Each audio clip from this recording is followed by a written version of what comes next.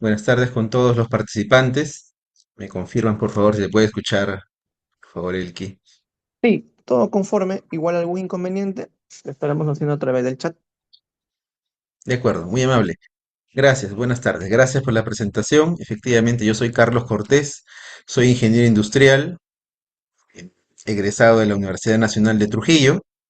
Cuento con una especialización en seguridad y salud ocupacional, una maestría en prevención de riesgos laborales en la Universidad Científica del Sur, estudios complementarios de salud ocupacional y medio ambiente.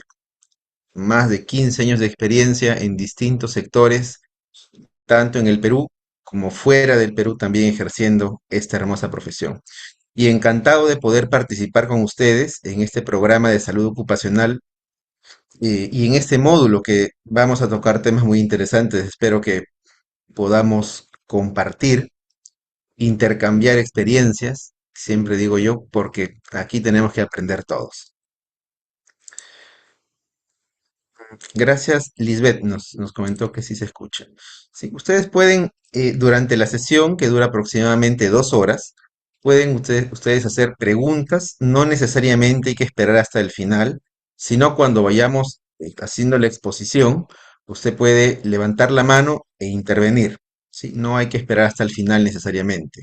De igual forma, durante la sesión, seguramente yo voy a preguntar a los que están en la sala. ¿Sí? Así que hay que estar en todo momento atentos a la exposición. Voy a compartir la presentación del día de hoy. Me van a dar un segundo, por favor.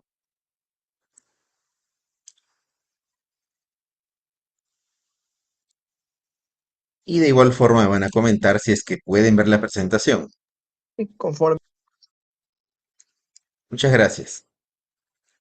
Entonces, a tu indicación, Elki, me confirma si podemos iniciar la sesión o quizá esperamos algún compañero que todavía esté por ingresar. sí, iniciamos, ingeniero, por el tema del tiempo. De acuerdo, muy amable, gracias. Bueno, nosotros el día de hoy vamos a tocar un tema muy importante en relación a la seguridad y salud ocupacional dirigido a profesionales de la salud propiamente, y es el marco normativo.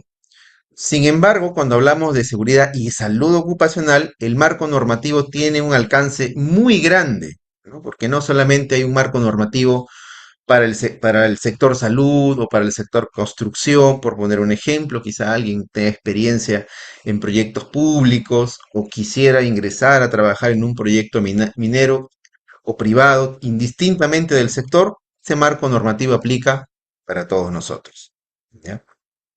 Para todos los sectores. Entonces, yo les voy a hacer una pregunta a los participantes. Si acaso la sesión es evaluada, al finalizar va a haber una pequeña evaluación tipo encuesta de lo que vayamos a tocar en estos momentos. La primera pregunta que yo tengo que hacerles es abierta, cualquier persona me puede responder en la sala. ¿Es importante conocer el marco normativo? ¿Qué opinan ustedes? ¿Es importante o no necesariamente? A ver, ¿los escucho o los leo? ¿Es importante conocer el marco normativo de lo que estemos estudiando?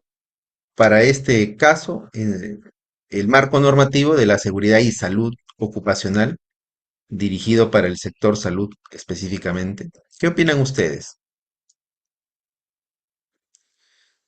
A ver, vamos a ver a los participantes. Entonces, los haremos participar. ¿Qué nos comentará? ¿Se encuentra Ailín Serna?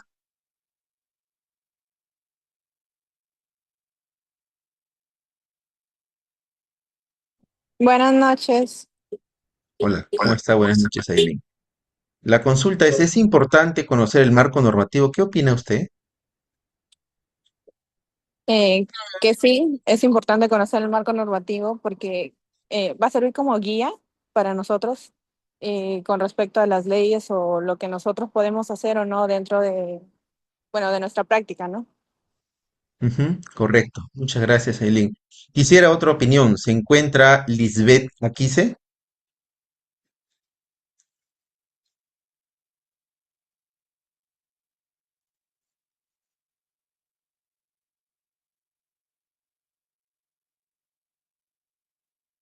Bueno, parece que todavía no sé si estará conectada, pero vamos a responder la pregunta. Y sí, efectivamente, conocer el marco normativo para este efecto de salud ocupacional es muy importante porque nos va a permitir un poco entender cuáles son los principios de las normativas, cuál es la aplicación o el alcance, si es que alcanza a mi trabajo, a mi profesión, mi sector, y de alguna forma conocer cuáles son mis derechos y mis deberes también como profesional dentro de la ejecución de la salud ocupacional.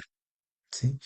Entonces, el objetivo de esta sesión es desarrollar las competencias para una gestión preventiva dentro de un marco legal peruano. También vamos a nombrar normas internacionales y los principios éticos de la profesión de enfermería o profesionales de la salud. Entonces, como estamos llevando este módulo, siempre vamos a hablar de gestión preventiva. ¿Sí? Porque si hablamos únicamente de gestión, podemos quizá entender que podría ser gestión correctiva. Y cuando hablamos de salud ocupacional o la gestión de salud ocupacional, esta tiene una característica principal que es preventiva, ¿cierto? Porque un profesional de la salud interviene de manera preventiva para efectos de la salud ocupacional en el trabajo para prevenir accidentes y enfermedades profesionales. Cuando un profesional de la salud interviene en una gestión correctiva, es porque seguramente está atendiendo a alguna persona afectada o a algún accidentado. Entonces, prestemos atención, vamos a iniciar cuál es el marco internacional que vamos a compartir en esta sesión. De manera general, vamos a ir viendo el tema internacional y vamos a aterrizar a la normativa peruana. De manera general, el marco internacional que se aplica es el Convenio 155 de la Organización Internacional del Trabajo, ¿no? Que establece que el personal de salud, por ejemplo, tiene derecho a condiciones que protejan su salud física y mental sin excepción.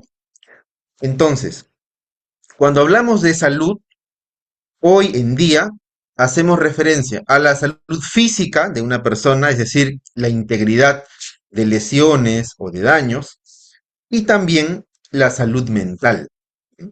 Eso nos indica el marco internacional. Y en el Perú también tenemos cierta normativa o marco legal que nos habla de la salud física y de la salud mental. En base a lo que indica el convenio 155 de la OIT, que el Perú pues está cumpliendo este convenio desde hace ya casi 40 años. Luego tenemos a la Organización Mundial de la Salud y la Organización Panamericana de la Salud, que nos habla sobre las directrices de salud de los trabajadores, enfocados en la resiliencia, salud mental y riesgos biológicos también, ¿no? Es decir, que el personal de salud también está protegido contra los riesgos biológicos. Es decir, cualquier empleador debe tomar controles para evitar que los riesgos biológicos se materialicen y causen en un profesional de la salud que ejerce la seguridad y salud ocupacional una lesión que tenga que ver con el tema biológico. Entonces también se debería aplicar controles. Y el Perú también tiene, digamos, está adherido a lo que indica la OMS. También el marco internacional nos habla sobre la ISO 45001-2018. La ISO 45001 es un estándar internacional.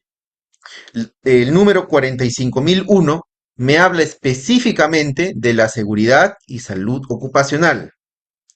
Este estándar es voluntario para las empresas y la ISO 45001 es un sistema de gestión que se implementa en cualquier tipo de organización, de cualquier sector, público o privado. Pero, repito, es un estándar internacional que es voluntario.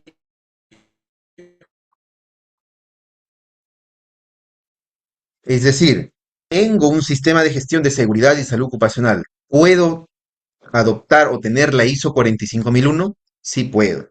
No esto no es solamente para grandes, medianas empresas, también pueden ser pequeñas empresas que tienen la ISO 45001.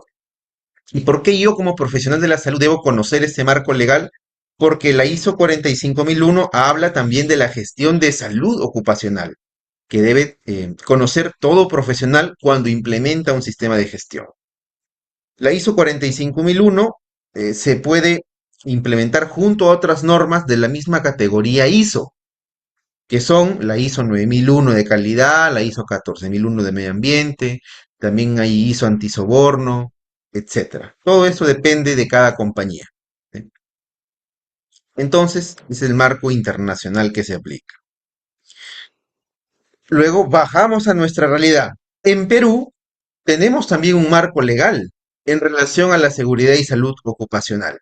Sin embargo, en Perú se denomina por tema legal seguridad y salud en el trabajo, definiciones similares. Por el año 2008-2009 no existía en el Perú una ley de seguridad y salud en el trabajo como tal, con ese valor o ese rango de ley. Existían decretos supremos o reglamentos para ciertos sectores específicos, como por ejemplo el hidrocarburo, la pesca y la minería. No existía una ley, ¿no? Porque, digamos, en la pirámide legal, nosotros tenemos en primer rango a la Constitución Política del Perú y luego tenemos a las leyes, luego tenemos los decretos supremos o sus reglamentos y luego tenemos todas aquellas resoluciones ministeriales sectoriales. Entonces, y el Perú es el último país de la región en Sudamérica que, que implementa o que saca esta ley de seguridad y salud en el trabajo, que es la ley 29783, que ustedes pueden ver en la pantalla y pueden tomar nota porque seguramente es de gran importancia para nosotros, quienes estamos en esta profesión. Entonces, ¿y por qué el Perú se anima a sacar una ley si antes no existía la ley de seguridad y salud en el trabajo? Bueno, el Perú se anima porque, entre otras cosas, empiezan los tratados de libre comercio entre el Perú y otros países de la región, incluso en Europa. Y en Europa y en otros países de Sudamérica ya existe desde hace muchos años, desde antes del 2005, leyes que protegen la seguridad y salud de los trabajadores de estos países. Entonces, casi como que le obligan al Perú, ¿no? Y le indican, si el Perú no tiene una ley de seguridad y salud en el trabajo, ya no vamos a poder hacer negocios con el Perú. ¿Por qué? Porque hay una presunción de que podrían estar, ¿no?, generando producción sin proteger a los trabajadores. Entonces, en el 2011, nace la ley 29783, la ley de seguridad y salud en el trabajo, como una norma, ojo con esto, que obliga a todos los sectores, incluido el sector salud, a implementar un sistema de gestión de seguridad y salud en el trabajo con un enfoque preventivo. Entonces la ley nace casi obligada y a su vez obliga a todos los empleadores, junto con sus responsables, a implementar sistemas de gestión principalmente para promover una cultura de seguridad o una cultura preventiva y evitar incidentes, accidentes y enfermedades ocupacionales. Entonces, esta ley, para que tenga un poco más de fuerza y pueda fiscalizarse, porque esto funciona así, debe tener un reglamento. Entonces, tenemos la ley, ahora falta su reglamento, ¿no? Ya con el reglamento se puede fiscalizar. Entonces, un año después, es decir, en el 2012, aparece el Decreto Supremo 005, que es el reglamento de la Ley 29783. En este reglamento nos detalla cómo se debe implementar un sistema de gestión, cómo se debe elaborar una política, cómo se debe implementar las matrices de I+C, con qué elementos mínimos debe contar un empleador, con el sistema de gestión, con las capacitaciones, con los mapas de riesgo, con los reglamentos, con el comité de seguridad, con los registros obligatorios y promueve la participación de los trabajadores. para efectos del Comité de Seguridad y Salud en el Trabajo o del Supervisor de Seguridad y Salud en el Trabajo. Entonces, todo inicia en el 2011 con una ley. Repito, la ley 29783. A lo largo de estos años, desde el 2011, que apareció la ley, en el 2012, que apareció su reglamento, esta ley y reglamento han sufrido muchas modificatorias. ¿Sí? No quedó la ley como en el 2011. A la fecha, en el 2026, han tenido 4 o 5 modificatorias. Modificatorias en beneficio de los trabajadores. ¿Sí? De manera sectorial, es decir, la ley aplica para instituciones públicas, para instituciones privadas, también aplica para todos los sectores: construcción, minería, pesca, hidrocarburo, agrícola, ¿cierto? Para el sector salud, para los laboratorios, para las clínicas que son particulares, para el salud, para el MINSA, para cualquier empresa aplica, ya sea pública o privada, pequeñita o grande, la ley y su reglamento. Luego eso se sectoriza y por sectores, digamos, por ejemplo, el sector construcción tiene su propio reglamento de seguridad y salud. El sector minero tiene su propio reglamento de seguridad y salud. El sector hidrocarburo tiene su propio reglamento. Y a nivel sectorial en la salud aparecen también algunas resoluciones ministeriales que nosotros debemos de considerar. Por ejemplo, tenemos la resolución ministerial 312 del 2011, que también ha sufrido algunas modificaciones. MINSA, ¿no? Porque ha sido emitida por el Ministerio de Salud. Entonces, ¿qué dice esta resolución? Nos habla sobre los protocolos de exámenes médicos ocupacionales y vigilancia de la salud obligatoria. ¿Para quiénes? Para todos los trabajadores, también de todos los sectores. Pero si yo trabajo, soy personal de salud, digamos, un enfermero, una enfermera, un técnico, un médico, ¿esta resolución ministerial también aplica a mi trabajo? Sí, también aplica a tu trabajo. ¿Por qué? Porque también es la obligación de los exámenes médicos ocupacionales se extiende hacia mi profesión. Y yo como profesional de la salud tengo que conocer esta norma o esta resolución ministerial porque me va a permitir ampliar un poco más mis conocimientos y hasta mi experiencia cuando me hablen sobre protocolos de salud ocupacional o protocolos de exámenes médicos. ¿Ya? Luego tenemos la ley 27669. Esa ley me imagino que ustedes sí la conocen, que es la ley del trabajo del enfermero o enfermera, que establece condiciones de trabajo seguras como un derecho inherente al ejercicio profesional.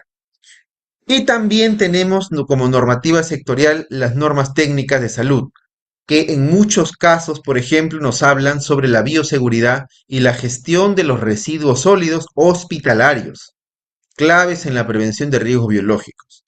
Incluso desde que se apertura un consultorio, un centro médico, independientemente de la categoría o nivel que tenga, pasa pues por una categorización, ¿cierto? Y dentro de la categorización, por ejemplo, se aplica una norma técnica que justamente nos habla sobre la gestión de los residuos sólidos y los diagnósticos basales o iniciales para elaborar el plan de gestión de residuos sólidos.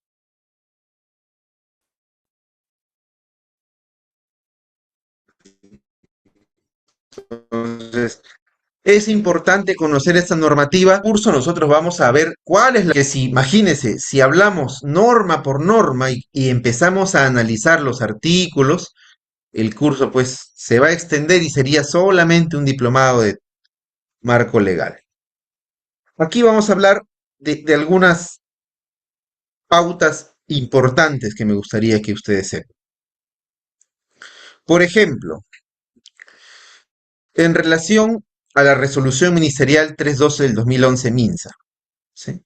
Esta resolución ministerial nos habla específicamente de los protocolos o los perfiles para los exámenes médicos.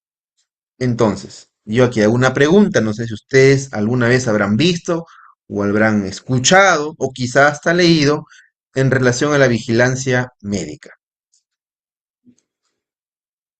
Si bien es cierto que todas las empresas están obligadas a realizar gestión de salud ocupacional, que lo puede llevar un médico, un personal de enfermería, en algunas compañías hasta un técnico.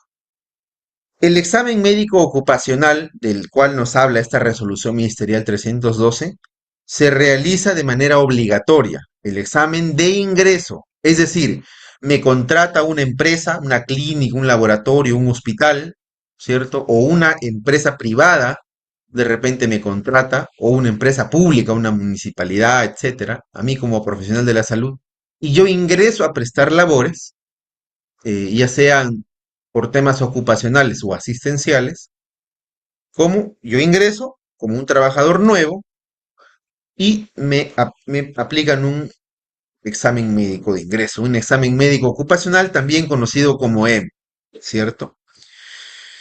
Y este EMO, ese examen médico ocupacional de ingreso, tiene una característica de que tiene un protocolo por un perfil de puesto de trabajo. Quiere decir que el protocolo o los exámenes que me van a realizar a mí como personal de la salud son distintos quizá a los que le van a realizar a un trabajador del sector construcción, que es un operario. Son distintos a los exámenes médicos que le van a generar, por ejemplo, a un superintendente de una planta que en el sector manufactura, porque es otro tipo de trabajo el que realiza esta persona. Entonces, los exámenes médicos o los perfiles o protocolos se elaboran por puesto de trabajo, ¿sí? Esto para considerar. Una vez que yo paso el examen médico, me voy a la clínica, como cualquier persona puede hacerlo, paso por la clínica, que además tiene que ser una clínica ocupacional acreditada por el Ministerio de Salud. No puedo pasar un examen médico ocupacional en cualquier clínica, ¿no? Sería eh, una falta grave ante la ley. Yo tengo que pasar en una clínica acreditada para exámenes médicos ocupacionales, ¿ya? No asistenciales. Entonces, una vez que yo paso el examen médico, ¿cierto? Los resultados de este examen médico son enviados, y aquí sí, únicamente al médico ocupacional de la compañía o al servicio de salud ocupacional de la compañía o de la empresa. Y es el médico o las personas que conforman el servicio de salud ocupacional, el médico principalmente, quien toma conocimiento de los resultados, ¿sí?, del examen médico y da lectura, ¿no?, o interpreta esos exámenes médicos con el trabajador, ¿sí? Me ha pasado que, por ejemplo, ante una fiscalización, yo voy a una empresa y le pregunto por el examen médico de un trabajador. Y es el administrador a veces, o el jefe de seguridad, que no es médico, sino de otra profesión, ¿no?, o el director del hospital, de repente, que tiene todos los resultados o el legajo médico. Y esto se constituye como una falta grave, una infracción. ¿Por qué?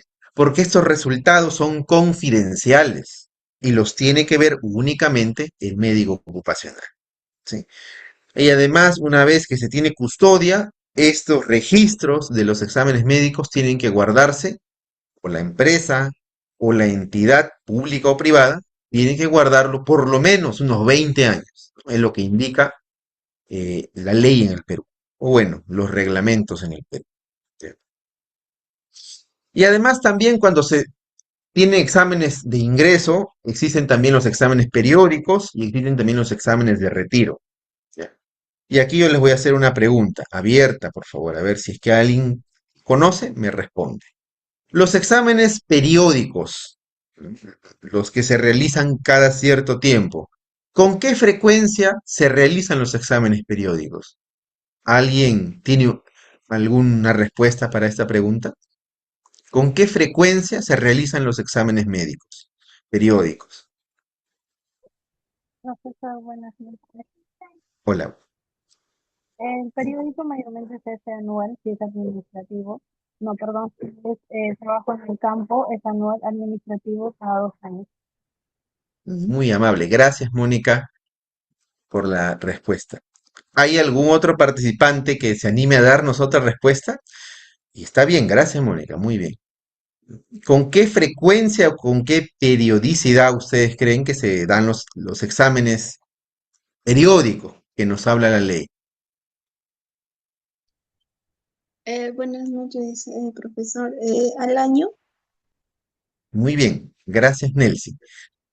Perfecto. Bueno, gracias por su participación. Efectivamente, los exámenes periódicos, ¿no? Su nombre nos da una pista, ¿no? Quiere decir que son periódicos, quiere decir que son con cierta frecuencia, ¿ya? Y hay que tomar nota de esto, no se vayan a olvidar esto, si es importante, es un marco legal que no lo deben olvidar. Cuando nosotros trabajamos en una compañía, en una empresa, ¿no? O en una entidad pública o privada, tenemos que conocer las actividades que realiza, definitivamente, ¿no? De repente yo trabajo en una clínica, en un hospital asistencial, de repente tengo la oportunidad de trabajar en una empresa privada, en un banco, ¿no? En una agencia, o de repente voy al sector construcción, de repente voy al sector minería. Entonces, los sectores económicos o los sectores de trabajo se dividen por trabajos de alto riesgo y trabajos que no son de alto riesgo. ¿Sí? Hay que diferenciarlos de esta forma. ¿Y cuáles son los trabajos de alto riesgo? Son aquellos trabajos que están enmarcados en un anexo 5, que hay una norma que me indica cuáles son los trabajos de alto riesgo. Y la pregunta es, ¿y qué significa alto riesgo? Bueno, alto riesgo son aquellos trabajos en los que la principal consecuencia puede ser una muerte. Por ejemplo, yo voy a decir algunos sectores, como por ejemplo sector minería, sector hidrocarburo, petróleo, gas, industrias químicas, sector construcción, por allí el sector pesca también. Entonces, ¿y cómo sé que la empresa en la que yo estoy trabajando es de alto riesgo o no es de alto riesgo? Bueno, tomen nota, existe el Decreto Supremo 009 del año 97, ¿ya? Voy a apuntarlo en el chat para que puedan de repente, si gustan descargarlo o leerlo.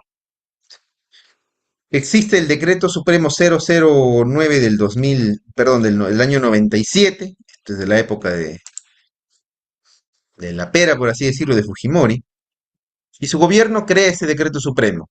Y en el anexo 5 de ese decreto supremo existe un término que de repente he escuchado, que es el SCTR, que significa Seguro Complementario de Trabajos de Riesgo. Entonces, en este anexo me da un listado de sectores que deben contar obligatoriamente con el SCTR o con este seguro, ¿no? Todas las empresas que tienen este seguro tienen la obligación de realizar el examen médico ocupacional con frecuencia anual, cada año. Y las empresas que no están con alcance en este CSTR y además que no realizan actividades de alto riesgo, pueden realizarlo con una frecuencia de 2 años. Esa es la diferencia. Por ejemplo, alguien me podrá decir, sí, pero yo conozco a un amigo o un familiar que trabaja en labores administrativas, pero trabaja en labores administrativas en un campamento, en una compañía minera. Muy bien, la frecuencia de su examen médico es anual. Usted dirá, pero no hace actividades de alto riesgo. Sí, pero el sector en el que trabaja está enmarcado dentro del SCTR, por lo tanto, su examen es cada año. Como también alguien me puede decir, sí, pero yo conozco un familiar también que también es administrador, pero trabaja aquí en una entidad bancaria. Bueno, la entidad bancaria que está en la ciudad no pues tiene actividades de alto riesgo, solo actividades administrativas propiamente, entonces a esta persona con este puesto de trabajo le corresponde su examen médico con una frecuencia de 2 años. A no ser que dentro de las actividades que realice se encuentre una actividad de alto riesgo y que le obligue a la empresa contratar un seguro. Entonces allí se hace de manera anual. Esa es la diferencia, ¿ya? Entonces, todas aquellas personas o puestos de trabajo que realizan actividades de alto riesgo, se me ocurre, soldadores, mecánicos, electricistas, carpinteros, ¿no?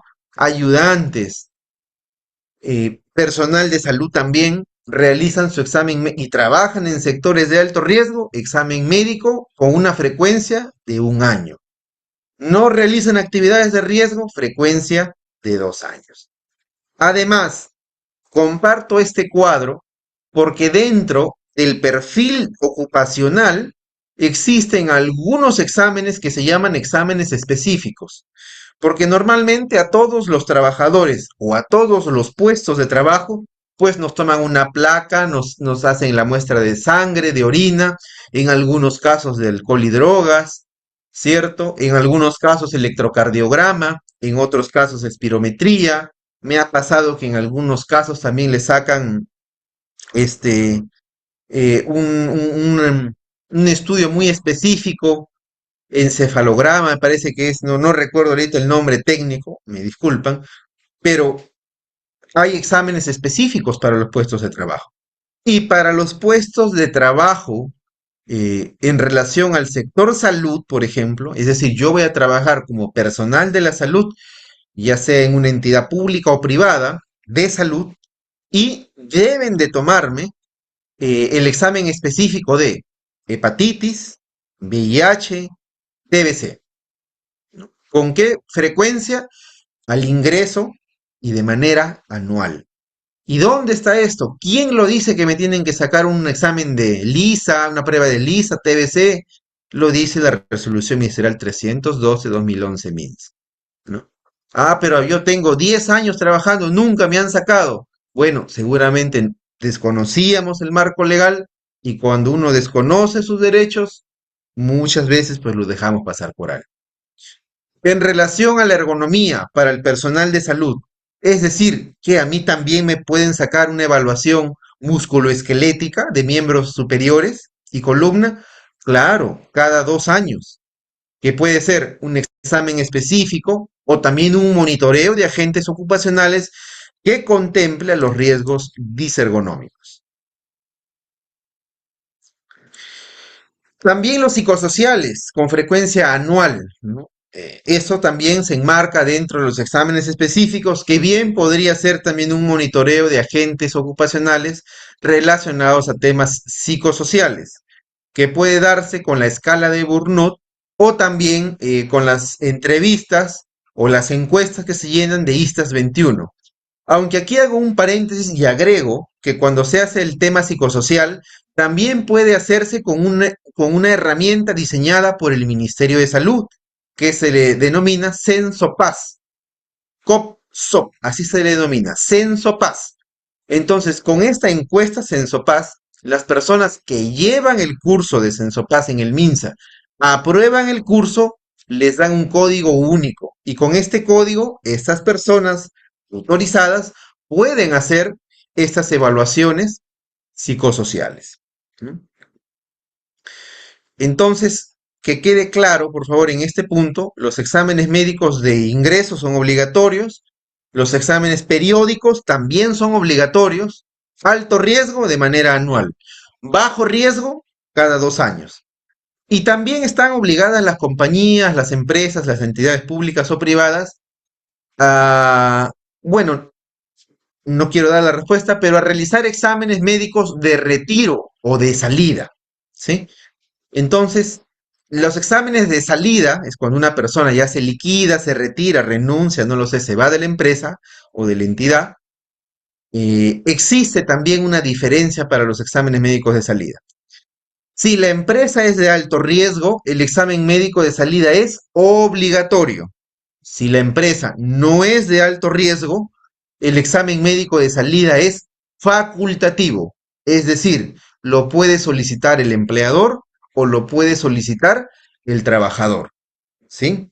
Entonces yo trabajo en un sector construcción y me retiro. El examen de salud ocupacional de retiro es obligatorio. sí es obligatorio. Y si trabajo, por ejemplo, en una tienda que realiza actividades comerciales, ¿no? Yo soy el enfermero en esa área, en esa tienda, yo ando nada más ahí sin hacer actividades de riesgo, el examen médico es facultativo, ¿sí? Hasta el momento, ¿hay alguna pregunta, alguna consulta con lo que estamos tratando?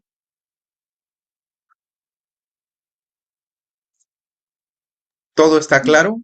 Disculpa, yo tengo una consulta. Por un caso, mira, si es que el Ujú, contrato dura 2 meses, al ujú. inicio te hacen tu examen médico y cuando culmina el contrato también, o sea, tienes que pasar tu examen médico, ¿es algo que sí se debe dar o es porque por el tiempo que no te hacen pasar tu examen médico? Ok. Bueno, dependiendo en el sector en el que se encuentre, si se encuentra en un sector de bajo riesgo, son dos posiciones, ¿ah? La del empleador y la del trabajador, ¿sí? En el caso de la posición del trabajador, el trabajador, como indica bien la ley, si es una empresa de bajo riesgo, el trabajador puede solicitar, porque eso es facultativo, el examen médico de retiro. Si es de alto riesgo, el trabajador también lo puede solicitar, pero es, digamos, una obligación del empleador. Ahora bien, dentro de esta resolución ministerial 312, hay un artículo que también nos indica, si el trabajador ha pasado un examen médico ocupacional en un periodo no menor de 60 días, los resultados de este examen médico pueden considerarse como resultados de un examen médico que podría tomarse en el momento. Quiere decir que si yo tengo 60 días de espacio entre mi último examen y el de retiro, se podría convalidar, ¿cierto? Pero esto, yo ahora me voy a poner en la posición del empleador, ¿no? Es decir, en la posición en la que ustedes ya no son trabajadores, sino en la que ustedes son líderes de un área de salud ocupacional. Ahora, si yo soy el líder del área de salud ocupacional, no sé si supervisor de salud ocupacional, jefe, superintendente, etcétera, de salud ocupacional, y llega este caso a mi despacho, entonces lo que yo haría de manera diligente, un examen médico de retiro, para que tengan una idea, cuesta, exagerando, 200 soles, así exagerando, ¿eh? 200 soles. Entonces, por ahorrarme 200 soles, a futuro yo podría tener una contingencia legal, ¿no?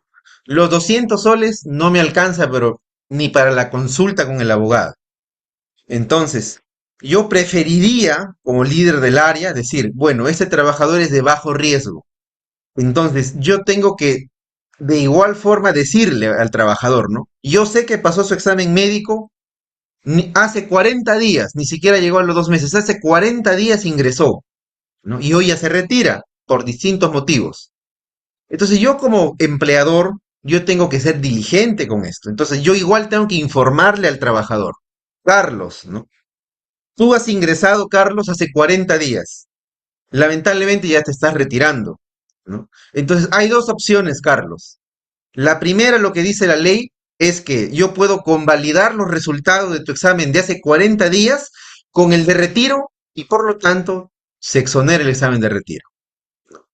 Y la otra opción es que tú desees, si tú deseas pasar el examen médico de retiro, de salida, nosotros te generamos la orden para que usted vaya a la clínica ocupacional y se haga su examen de retiro, ¿sí? ¿Por qué? Porque en mi experiencia, analizando muchos casos de juicios laborales, de denuncias, trabajo además con un estudio de abogados laboralistas y penalistas y veo muchos casos de denuncias por este tipo. ¿Por qué? Porque el empleador no es diligente. ¿Y qué quiere decir diligente? Que el empleador no gestiona el examen médico de retiro. Y hay muchas multas que ha aplicado SUNAFIL por el examen de retiro. ¿Por qué? Porque la ley te dice que el examen de retiro para las empresas que no son de alto riesgo es facultativo, pero el empleador tiene que hacer la gestión, es decir, el empleador tiene que hacerle la pregunta al trabajador. ¿Usted quiere el examen de retiro o no quiere el examen de retiro? Porque cuando el trabajador se va y no hay ningún documento, algún papel que nos diga que nosotros le hicimos la consulta al trabajador, el trabajador luego va y denuncia y nos dice: a mí nunca me informaron que era facultativo. Y como yo no sabía de que el facultativo, no me dieron opción a aplicar un derecho, porque el examen es un derecho para los trabajadores. ¿Ya? Si está en el sector de alto riesgo, como responsable usted del área de salud, ya ni siquiera le pregunte, programe el examen médico de una vez. Usted me dirá: sí, pero ha estado un mes y medio. Y yo prefiero gastar 150 soles en el examen de retiro a que después el trabajador tenga un problema. ¿Por qué? Porque ya yo estoy en el sector de alto riesgo, tengo la obligación, ¿sí? Pero siempre se consulta con el trabajador. Yo les dejo este artículo, como les comento, porque hay trabajadores que dicen que ingresan a un puesto de trabajo, encuentran una mejor oportunidad de trabajo, quizás salarial, y se van de la empresa, ¿no? Y se van y trabajan directo. Entonces ese trabajador no tiene tiempo quizá de pasar un examen médico. Y a él se le pregunta, ¿no? Usted, pues, no han pasado 60 días de su último examen, ¿lo podemos convalidar? Y el trabajador te va a decir: sí, convalídalo nada más porque no tengo tiempo. Y esa pregunta se tiene que hacer por escrito, por correo, quizá enviándole una carta notarial de repente, pero tiene que haber una evidencia de que se hizo la gestión y se hizo la consulta. No hay evidencia, no hay gestión.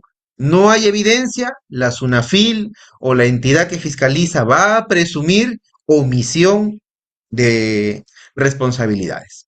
¿Sí? No sé si le respondí la pregunta, Nel, si quedó claro o todavía le quedó la duda. Todo claro, gracias. Muchas gracias, Nelsi. ¿Alguna otra consulta para poder avanzar con esto? Bueno, tenemos también la ley 30947, que es una ley relativamente moderna, no moderna, salió hace algunos años, ¿no? Donde un estudio del Ministerio de Salud nos habla que en las organizaciones en el Perú existe un 70% de la prevalencia del estrés laboral, en función justamente a los monitoreos de riesgos psicosociales. Entonces, cuando hablamos de salud mental en el Perú, es un tema muy álgido. ¿Por qué así de frío? ¿Por qué? Porque desde el 2015 hacia atrás, 2014, 2013, no se hablaba mucho de salud mental. O si es que se hablaba de salud mental, eran las compañías de alto riesgo, construcción y minería, con los famosos programas de seguridad basada en el comportamiento, ¿no? Y los otros sectores descuidaban esto, ¿no? Cuando vino la pandemia en el 2020, ¿cierto? Ya la gente empezó un poco más a sentir estos estragos: ansiedad, depresión, incluso esto en el trabajo, ¿no? ¿Por qué? Porque vinieron las famosas cuarentenas, ¿no? Los encierros en muchas empresas y nosotros no estábamos preparados para ello. Entonces, el tema de salud física está prácticamente cubierto porque uno sabe que tiene que colocarse una mascarilla, sabe que tiene que colocarse guantes, sabe que tiene que colocarse algún EPP, alguna baranda, ¿no? Pero en el tema psicosocial, que es un factor, es un riesgo muy complicado muchas veces de poder identificar, ¿no? Yo puedo estar aquí o en un ambiente de trabajo con 5 personas o 6 personas y de repente una persona está pensando en su hijo, otra persona está pensando en un problema de salud familiar, otra persona de repente está pensando en las deudas, otra persona está pensando que no va a llegar al curso, etcétera. Es complicado los factores de riesgo psicosocial. La otra vez leía un artículo de un psicólogo ocupacional que hablaba que la salud mental en los próximos 10 o 15 años va a tener una evolución muy importante en todas las compañías. Tanto es así que hoy en día pues existe los psicólogos ocupacionales también en las empresas de todos los sectores, independientemente si es de alto riesgo o de bajo riesgo, por llamarlo de alguna forma, ¿ya? Entonces, ¿para qué nos sirve esto? ¿O de qué nos habla esta ley de salud mental? Bueno, nos habla de que hay que identificar los riesgos por la sobrecarga del trabajo y de implementar programas de cuidado al cuidador para el caso de las personas de salud, ¿no? En el área de salud, hace poco, bueno, hice una evaluación de riesgos psicosociales al sector salud para una entidad privada, en donde descubrimos que los factores psicosociales están sobre el 70%, diría yo. ¿Por qué? Porque una persona del sector salud tiene que lidiar con su trabajo, ¿cierto? Tiene que lidiar con la presión de la casa. Hay muchas personas en el sector salud que son padres y madres, ¿no? Papás, en caso de enfermeros o médicos, y mamás en el caso de enfermeras, técnicos o médicos también. Entonces, esas personas que tienen una carga familiar tienen, por ejemplo, el tema de la doble presencia, ¿no? Están en el trabajo, pero de repente están pensando en la escuela, en el colegio, en el nido de su pequeño o de su pequeña, ¿cierto? Entonces, hay un tema psicosocial que permite de cierta desconcentración. También el personal de salud tiene, está interactuando constantemente también con otro tipo de personas, como bien pueden ser pacientes o bien pueden ser familiares de los pacientes, ¿no? Que lidian pues con problemas quizá de agresión, de insultos, ¿cierto? No siempre, pero existe esa probabilidad. Entonces, el tema de la salud mental, al menos en el sector de salud y para las compañías, es algo que va a haber novedades, ¿no? Tiene su ley, tiene su reglamento. Yo siempre recomiendo, y esto sí es fiscalizable y auditable, hacer todos los años los monitoreos de riesgos psicosociales. Hoy en día, aplicando la metodología del Censo Paz, que es la que indica el Ministerio de Salud.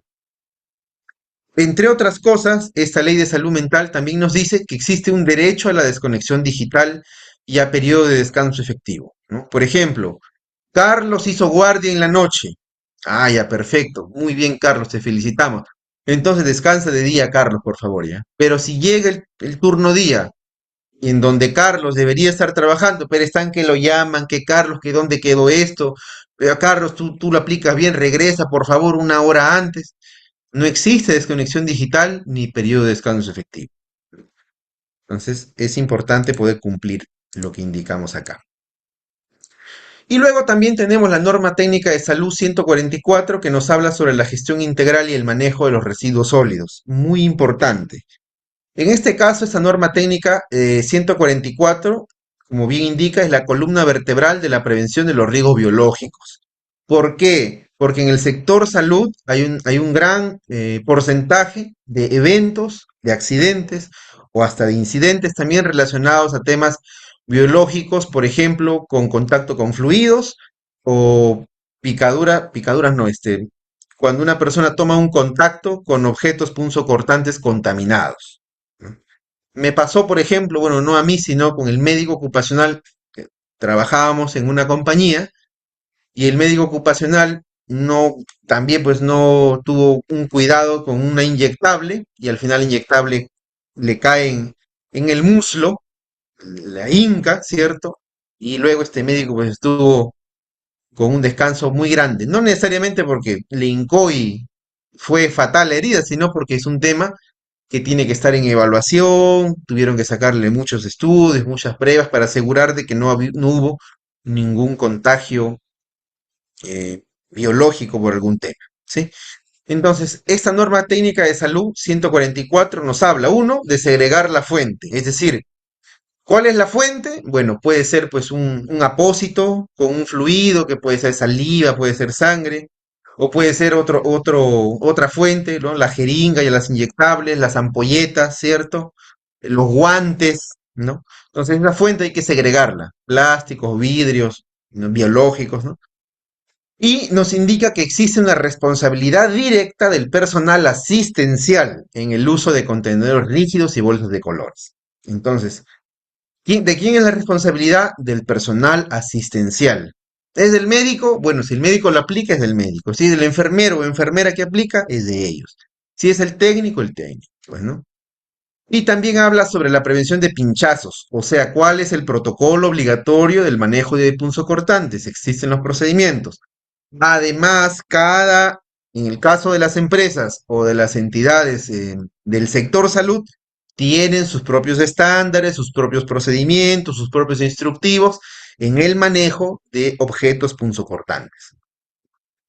Y también nos habla esta norma técnica del almacenamiento intermedio, es decir, las condiciones de seguridad para evitar la exposición incidental durante el turno, ¿no? Por eso hay zonas negras, hay contenedores, hay personal de limpieza exclusivo para el recojo y manejo de residuos sólidos.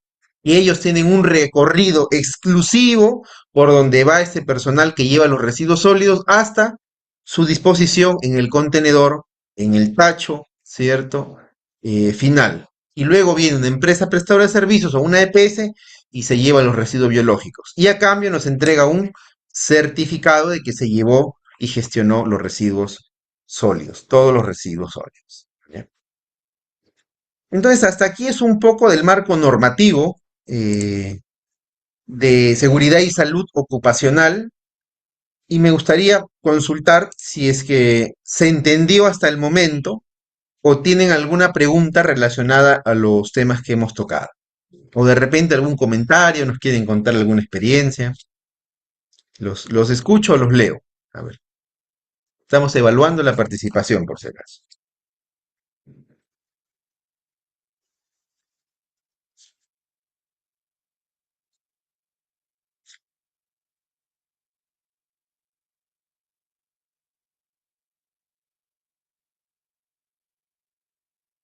Muy bien, entonces entiendo que está quedando claro el tema. Muchas gracias por su atención. Vamos a continuar. Pero antes de continuar, entonces, si no hay preguntas, voy a preguntar yo.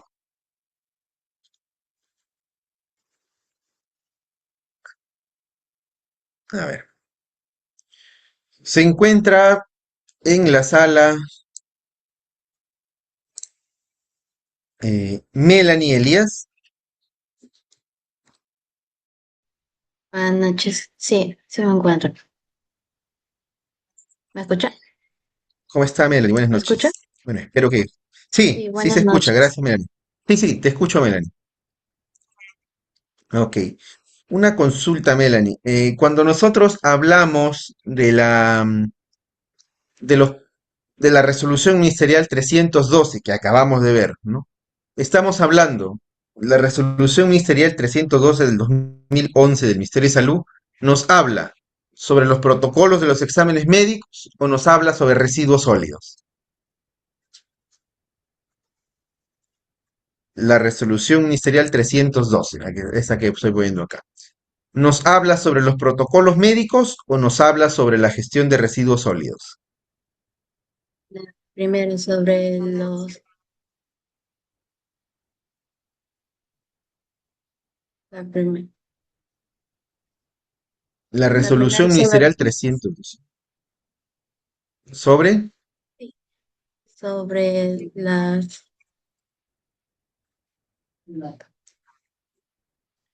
Ya. Bueno, Sobre, gracias, perdón, Melanie. Sí, complemento. dime. Sobre los ¿Sobre? exámenes médicos. Muy bien, gracias, Melanie. Sobre los exámenes médicos. Perfecto. Hay que, hay que tomar nota de eso, por favor, ¿sí? Mariela, muchas gracias. Levantaste la mano, Mariela. Quisiera consultarte, Mariela, aprovechando que quieres participar. ¿Qué recuerdas que hemos hablado o cuántos tipos de exámenes médicos ocupacionales existen?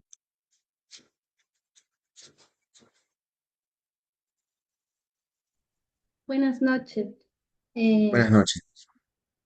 Tenemos tres tipos de exámenes médicos: el Ujú. examen médico de ingreso, el periódico y el de salida. Perfecto. Muchas gracias, Mariela. Se encuentra Mónica Aguilar. Sí, profesor. Bueno, Buenas noches, Mónica. Y en relación a los exámenes médicos de salida, ¿estos son obligatorios o no son obligatorios para las empresas? eh, sí, profesor, lo que yo sé un poco es que, bueno, va a manejar dependiendo de la empresa también. Si ya pasan 3 meses de lo que, por ejemplo, es decir, salida, si no me equivoco, y ellos tienen esa obligación de tener, de acercarse a la clínica para que realicen su examen de retiro. Sé que es obligatorio. Ya, muchas gracias, Mónica. Y bueno, recordarles en esta parte que el examen médico de salida es obligatorio para las empresas que realizan trabajos de alto riesgo. Las empresas que tienen actividades que no son de alto riesgo, el examen es facultativo a solicitud del trabajador o del empleador. La sugerencia de nosotros es que siempre se aplique para ser diligente con la gestión de salud ocupacional. ¿Ya? Ahora, algo que no les he mencionado, por ejemplo, es que en materia legal también nos exige, por ejemplo, de que toda persona trabajadora debe, eh, debe tener capacitaciones y en el año, por lo menos, o como mínimo, debe tener 4 capacitaciones. Sí, hay que tomar nota de esto, viene en el examen. Debe tener 4 capacitaciones al año, como mínimo. Es decir, yo soy un empleador, puedo dictar 10 capacitaciones, muy bien, felicidades. Pero si en el año a un trabajador le dicto 3 capacitaciones, estoy incumpliendo lo que dice la Ley de Seguridad y Salud en el Trabajo. ¿Ya? Bueno, muchas gracias entonces por su participación. Vamos a avanzar en el curso. En esta segunda etapa tenemos los derechos y deberes laborales. Entonces, por ejemplo, nosotros como personas trabajadoras del área de salud tenemos derechos, como todas las personas trabajadoras de una compañía, de una empresa, una institución pública o privada también. Y lo primero es que los trabajadores tienen el derecho a un ambiente seguro. Mucho se habla hoy en día de los ambientes seguros y saludables, ¿no? Pero ¿qué significa saludable? ¿Qué significa seguro? Seguro significa de que no exista peligros que no están controlados, ¿no? Quiere decir que si yo, por ejemplo, trabajo en un segundo nivel y estoy constantemente subiendo y bajando las escaleras, el ambiente se convierte en seguro si es que cuenta con iluminación, si es que tiene su baranda, ¿no? Si es que tiene, por ejemplo, los pasos antideslizantes desde esa escalera fija, ¿cierto? Entre otros. Y saludable, cuando hablamos de saludable, se refiere a la salud. Salud física, la persona, ¿no? Puede, por ejemplo, tener un aire acondicionado, una ventilación artificial o natural, luz natural o artificial, para no malograr o para no descuidar el tema de salud física. Mental, ahí hablamos de los temas psicosociales, ¿no? Mental, la sobrecarga de trabajo puede generar estrés laboral, ¿no? Una persona que trabaja 8, 12 horas al día, 16 horas, 20 horas diarias. ¿Hay personas? Sí hay personas que trabajan 20 horas diarias. Ahí sí que existe la sobrecarga laboral. También puede existir en algunos casos el tema del hostigamiento laboral o sexual. También hay que cuidar eso como ambiente seguro y saludable, también hay que cuidar eso. ¿Por qué? Porque un ambiente donde existe algún tipo de hostigamiento no es un ambiente seguro ni saludable. Agota mentalmente a la víctima o a la persona que sufre de ese tipo de hostigamiento. Y también hay que cuidar el tema social, ¿sí? Es decir, ¿dónde nos encontramos nosotros? No, ¿en qué ubicación del país? No es lo mismo ejercer una labor de salud, por ejemplo, en una ciudad, ¿no? Donde vemos pues, una urbe, que ejercer en una zona remota, ¿no? En donde de repente no hay comunicación o hay conflictos sociales, ¿no? De repente hay terrorismo, o de repente las personas de la comunidad pues no son compatibles con las prácticas médicas, porque ocurre en el interior del país. Entonces, de todo eso tiene que preocuparse el empleador para brindarle estos derechos al trabajador. Un segundo derecho que tiene todo trabajador es el derecho a saber. ¿Y qué es el derecho a saber? El derecho a saber es que yo como trabajador debo de conocer cuáles son los riesgos específicos de mi actividad y cuáles son las medidas de prevención antes de que yo inicie mis labores. ¿Cuáles son los riesgos específicos? Bueno, yo identifico los peligros, mejor dicho, el empleador identifica los peligros, evalúa los riesgos y determina controles a través de una herramienta que se llama IPER-C. Entonces, si ustedes han escuchado alguna vez del IPER-C, esa es la herramienta de gestión para identificar los peligros, evaluar los riesgos, tomar controles y comunicarlos al trabajador, a la persona trabajadora. Y el hiper, como bien indica ahí, se tiene que difundir, se tiene que publicar por puesto de trabajo. Quiere decir que si en la empresa existen 3 puestos de trabajo, tienen que haber 3 hiper. Y los hiper se contempla también las actividades que realizan estas personas. Si yo, por ejemplo, realizo actividades en el sector público o privado, existe también un documento que se llama el MOF y el ROF, ¿no? El Manual de Organización y Funciones. Y en este manual se contemplan las actividades. No sé si ustedes alguna vez han visto su MOF. Se listan todas las actividades específicas para mi puesto de trabajo.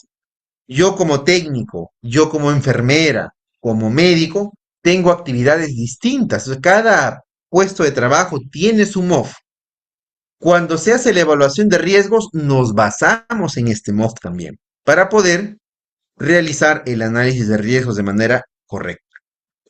Hace un tiempo, yo recuerdo, atendimos la denuncia de una persona trabajadora en un centro de salud, disculpen,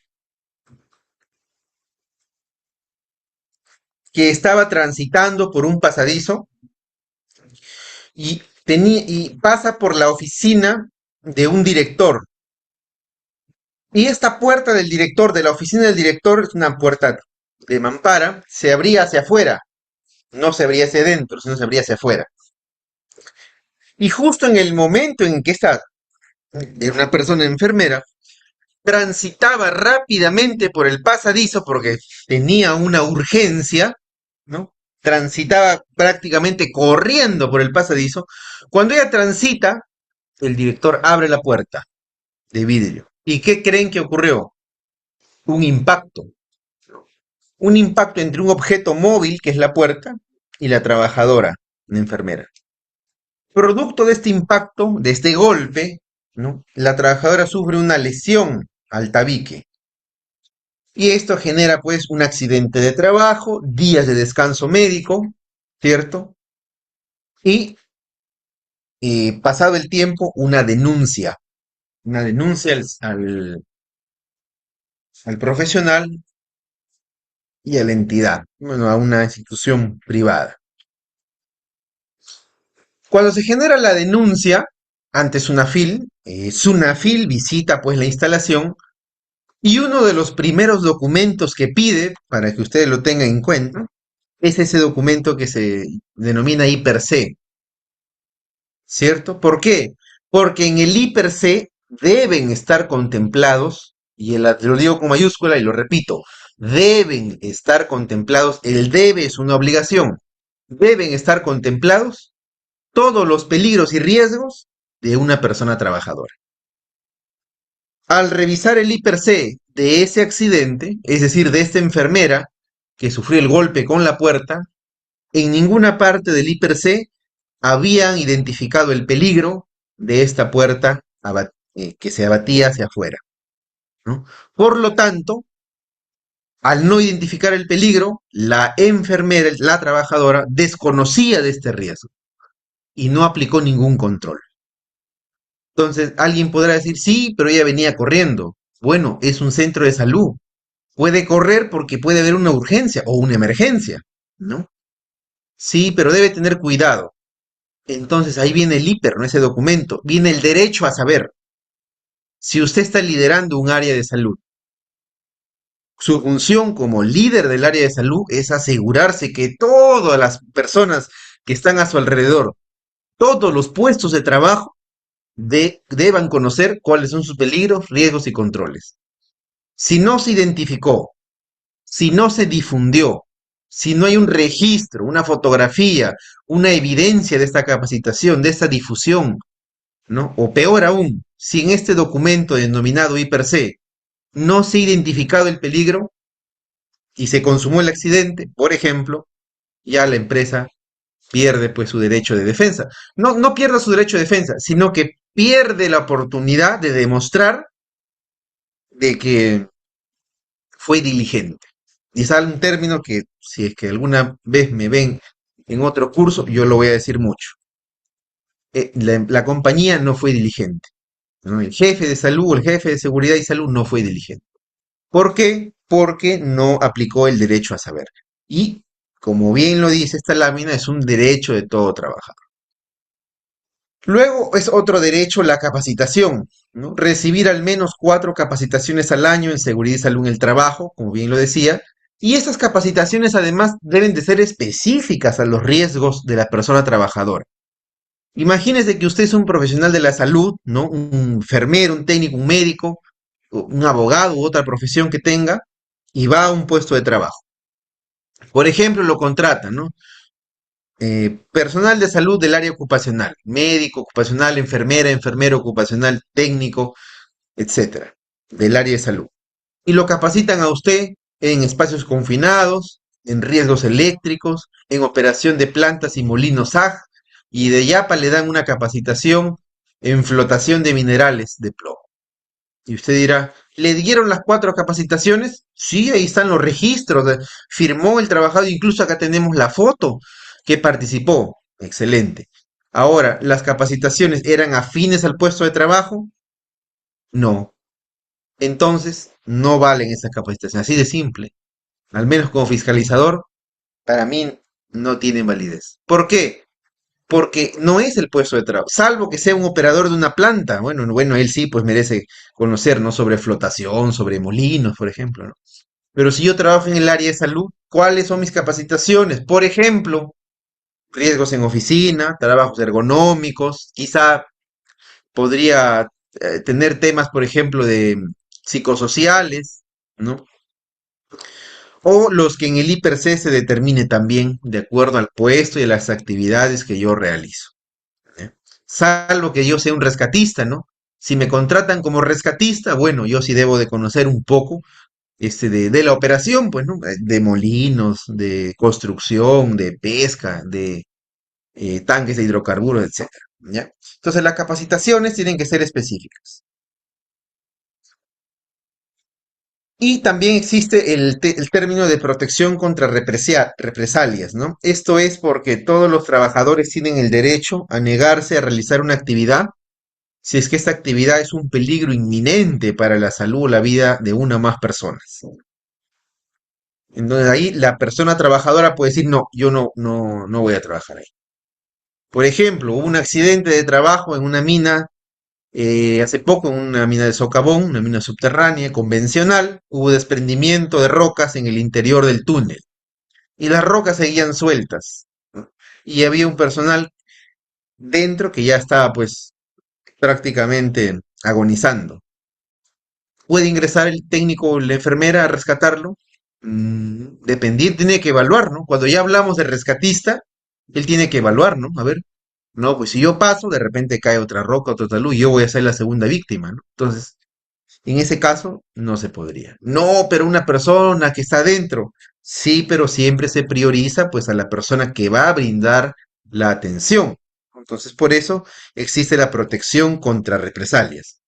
Distinto a que una persona se desmaye y ruede por las escaleras y yo como profesional de la salud me niegue a atenderlo, ¿no?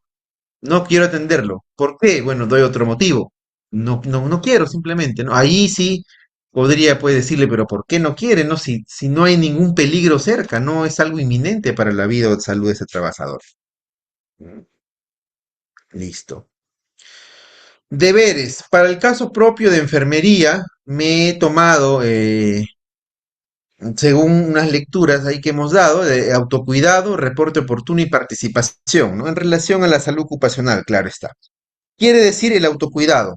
Cuando yo realizo trabajo en el área de salud ocupacional, como personal o de enfermería, ¿cierto? El autocuidado es súper importante. ¿Por qué? Porque yo sé que voy a tener contacto con trabajadores. No solo, y cuando yo tengo una interacción con un trabajador, la interacción es directa. Ustedes saben, pueden haber gotitas de saliva, fluidos, o de repente viene porque se hizo un corte, o una herida, o una fractura. Entonces viene y yo tengo que atenderlo Para atenderlo tengo que utilizar mi mascarilla, de repente mis guantes, ¿cierto? De látex o quirúrgicos, y utilizar los protocolos de bioseguridad. Entonces el autocuidado es importante, es un deber, ¿no? Yo no puedo decir, no, lo atendí así nada más urgente, no, no me puse los guantes. Y el contacto con fluidos, eso más allá de la seguridad, es algo que por un tema de profesión usted lo debe saber. Por eso el autocuidado es un deber. El reporte oportuno. Informar de inmediato incidentes y accidentes de trabajo al supervisor o al comité de seguridad. Esto se refiere a que si yo soy testigo de un accidente, un incidente de trabajo, yo no voy a decir, bueno, hoy la verdad que amanecí, no tengo ganas de atender a nadie y volteo y me hago el que no lo vi. No puedo. El reporte tiene que ser oportuno, al momento del evento. ¿De acuerdo? El no hacerlo se constituye una falta grave. Y la participación. Yo como personal asistencial o ocupacional de enfermería, en el área de salud, tengo que asistir y participar en la elección de representantes ante el comité, ¿no? Es decir, en una empresa, para contarles un poco el tema, una empresa que tiene hasta 19 trabajadores elige un supervisor de seguridad.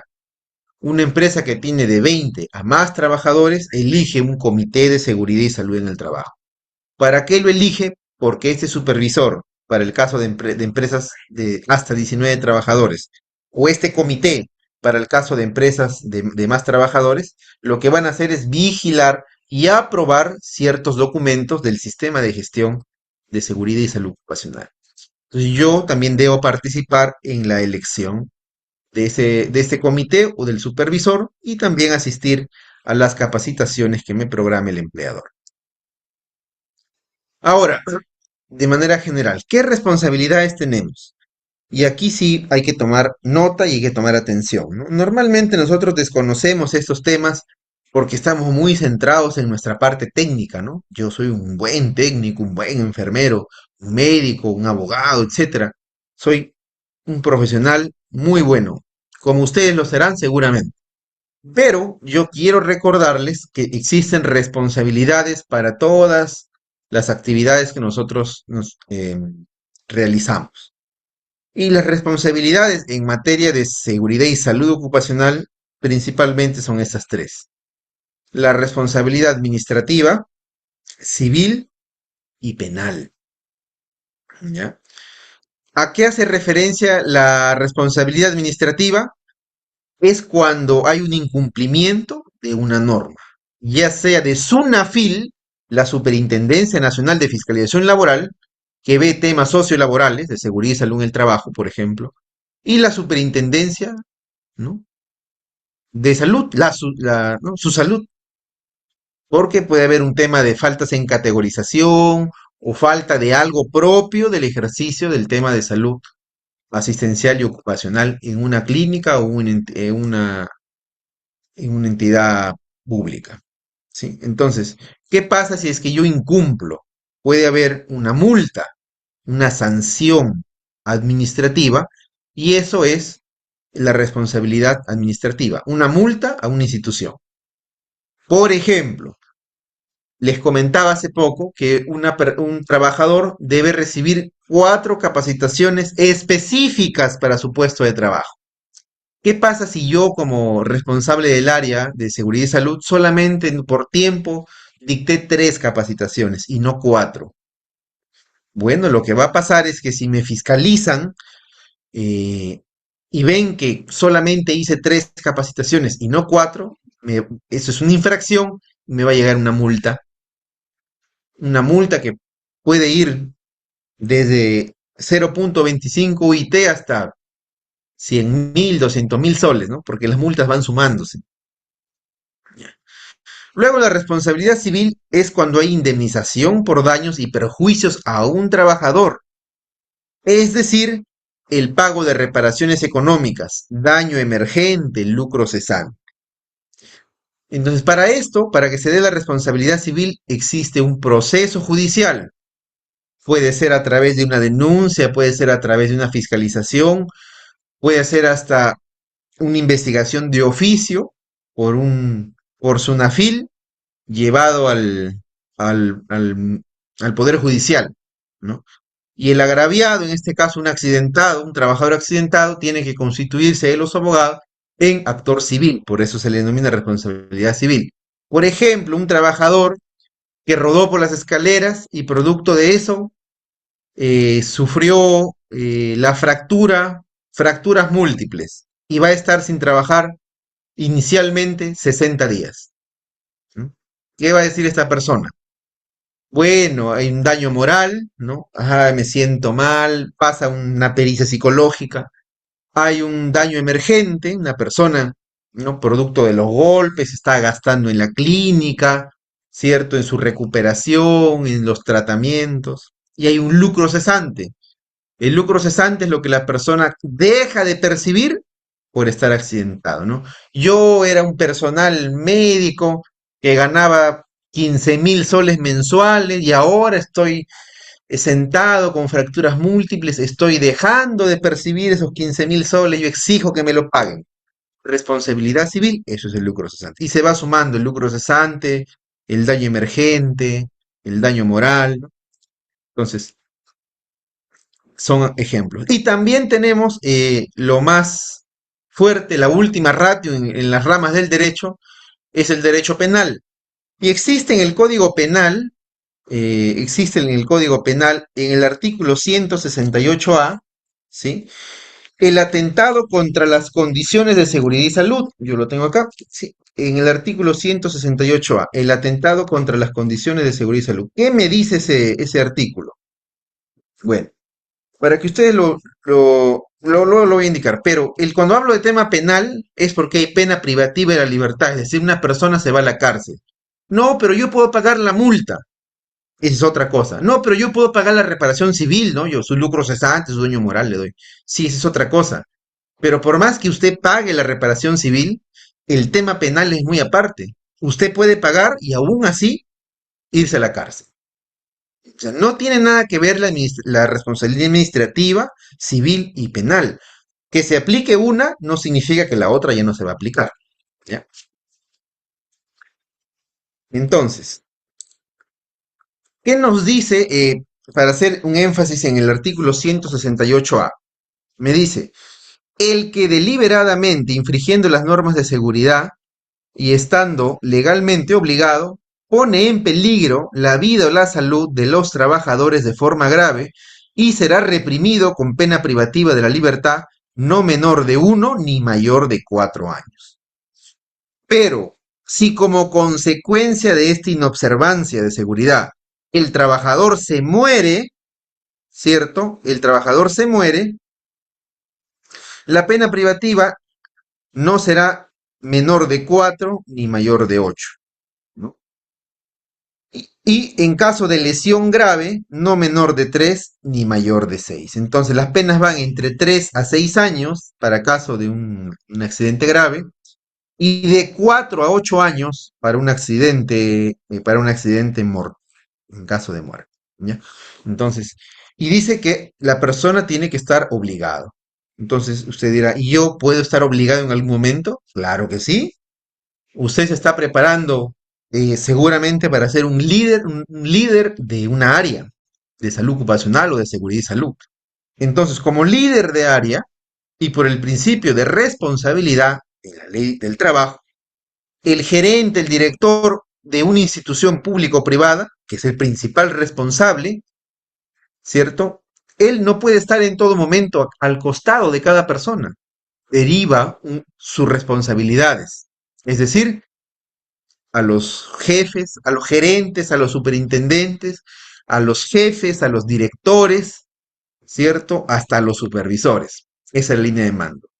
Quiere decir que si yo como supervisor del área de salud o como líder o como jefe del área de salud puedo también tener esta responsabilidad, claro que sí. Si una persona se muere o queda grave, claro que sí. Por ejemplo, me llevan a trabajar como jefe del área de salud ocupacional de una empresa, pongamos que es contratista, o en el sector agrario, ya para no ser tan, ya en el sector agrario, listo. Entonces, yo soy líder del área de salud ocupacional y van a ingresar unos trabajadores a realizar una actividad muy puntual, que es el cambio de un letrero en la parte superior porque van a hacer una nueva campaña. Perfecto. Estos trabajadores nuevos que ingresan tienen que pasar con el área de salud para verificar si ellos tienen la aptitud en el examen médico, ¿no? O sea, si son aptos. Es más, yo tengo que saber si pasaron un examen médico, porque el trabajo que van a realizar es un trabajo de alto riesgo, ya que van a estar a 3, 4 metros de altura para cambiar un banner. Pero ¿qué pasa si es que yo digo, no, que pasen así nada más, o ese día estoy ocupado, no sé, tengo la reunión familiar y me conecto a la reunión familiar, o no voy al trabajo por ir a un tema muy personal y yo no reviso este examen médico? Y los trabajadores, al ver que no hay nadie con quien verificar su examen médico de ingreso, decide trabajar, uno se cae y se muere. ¿Puede pasar? Puede pasar. Entonces, ¿existe una responsabilidad? Sí, ¿por qué? Porque el jefe de salud, ¿cierto? Tiene esa obligación de hacer cumplir las normas legal internas y sobre todo las normas de seguridad. Y hay una norma, pues, para contratistas, ¿no? En la ley de seguridad. Entonces, yo omití una función y la omisión también es un delito. Cuando hablo de delito, estoy hablando del Código Penal, ¿ya? Pero también me pueden sancionar de manera civil, también podrían, pero normalmente la reparación civil va enfocada a la empresa, pues, ¿no? Porque es a la empresa la que se puede obtener o puede pagar, digamos, las reparaciones civiles que son fuertes, ¿no? Y el tema administrativo sí es para la institución, ¿no? Para la empresa, vale decir. Entonces son los tipos de responsabilidad que nosotros podemos tener, ¿ya? Al momento, aquí me voy a quedar en la matriz de responsabilidades. ¿Hay alguna consulta, alguna pregunta sobre este tema?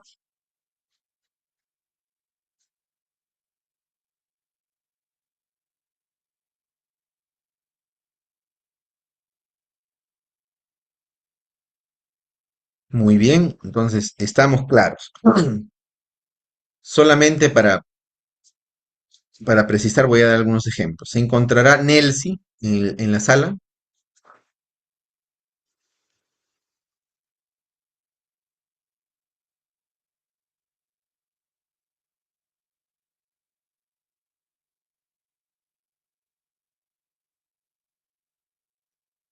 Ah, gracias. Se encontrará Ailín Serna en la sala.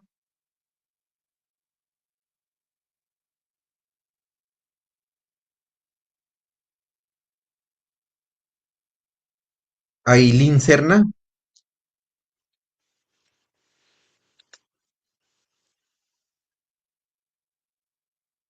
Gracias. Se encontrará Mónica Aguilar.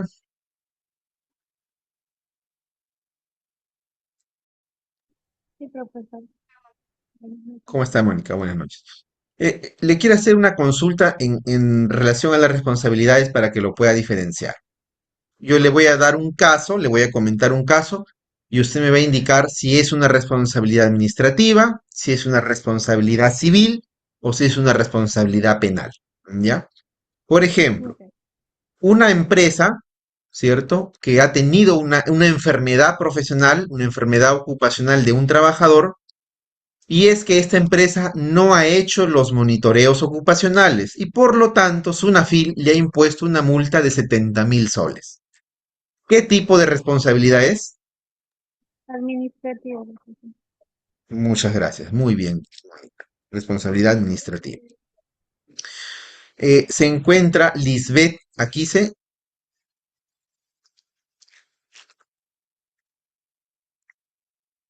Se encuentra Lisbeth. No. Ajá. Melanie Elías. Sí, sí me encuentro. Gracias, Melanie. Una otra pregunta, igual, yo voy a exponer un caso, un contexto, y usted me va a indicar si es que es responsabilidad administrativa, civil o penal. ¿Sí?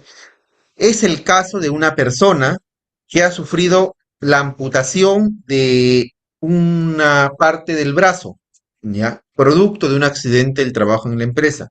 Entonces, este trabajador está solicitando una indemnización de 250.000 soles por la reparación del daño moral, emergente y lucro cesante. ¿Qué tipo de responsabilidad es? Civil, referida Muy a bien, pago de es un reparación. pago de reparación.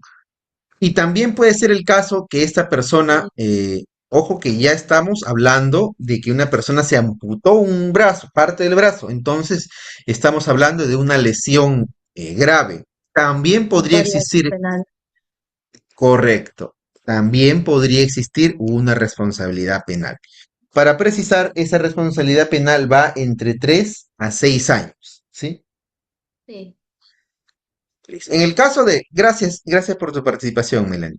En el caso de la responsabilidad penal, hay digamos, pocos casos de responsabilidad penal efectiva en el Perú, ¿no? Me parece que solo hay un par nada más.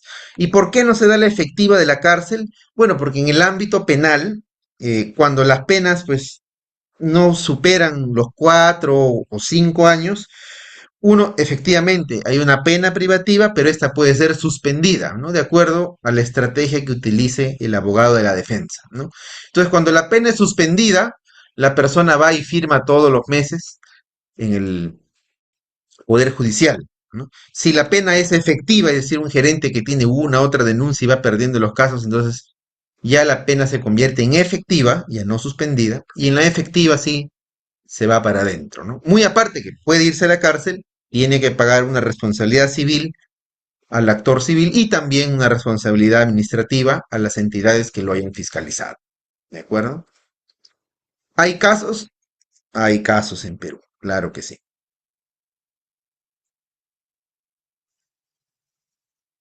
Bueno, entonces comentamos un poco sobre el enfoque legal, ya que es importante también nosotros conocerlo, ¿no? Porque eso nos va a permitir tener una visión muy importante de lo que nosotros hacemos. Incluso la otra vez escuché una conferencia sobre la responsabilidad penal en los profesionales de la salud, ¿no? Hay una delgada línea entre la negligencia, por ejemplo, médica, ¿no? O en el caso de la salud, este, cuando sí y cuando no se convierte en delito, ¿no? Para el caso de los profesionales de la salud. Hablaba sobre los atentados también, pero como homicidio prácticamente, ¿no? Pero cuando denuncian a un profesional de la salud, lo denuncian por homicidio básicamente, ¿no? Culposo en la mayoría de casos. Listo. Y luego tenemos el enfoque ético o deontológico, ¿no? Las personas que se encuentran en el colegio de enfermeros, pues ellos tienen un código de ética, ustedes lo habrán visto, aquellas personas que pertenecen a este colegio, les entregan, ¿no? Ya sea en físico o virtual, cuál es el código de ética para ejercer la profesión. ¿Ya? Entonces, en seguridad y salud, la ética no solo es cumplir con la ley, ¿no? Porque yo puedo decir sí, pero yo cumplo con la ley únicamente, y si la ley me dice 4 capacitaciones, son 4 nada más, y no te tengo que dar más porque la ley es la ley. Hay gente que he escuchado que es muy cerrada para esas cosas.